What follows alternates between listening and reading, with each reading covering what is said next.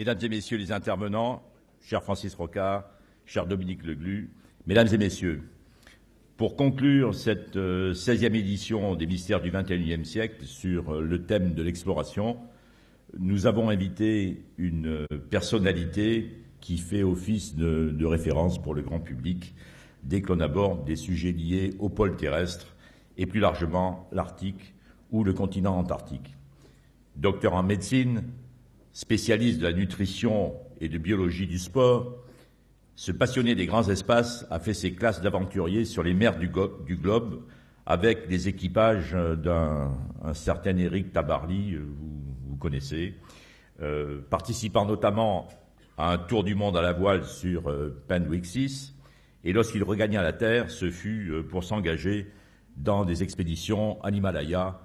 ou au Groenland. En 1986,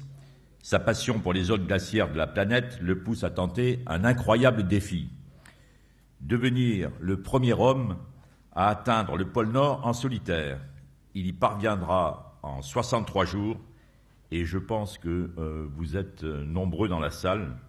à vous rappeler de ces images, de cet homme, ces images incroyables de cet homme seul face aux éléments déchaînés qui rend lui-même son traîneau à la force de ses mollets. Il faut le faire quand même. 3 ans plus tard, il dirige avec l'Américain Will Steger l'expédition internationale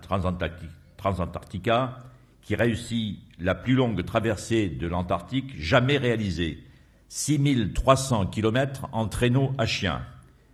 Infatigable défenseur de la planète,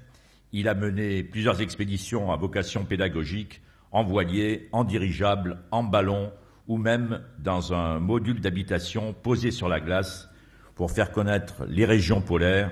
et comprendre le rôle qu'elles jouent, notamment sur le climat terrestre, ce qui est vraiment un sujet d'actualité à l'heure de la COP21.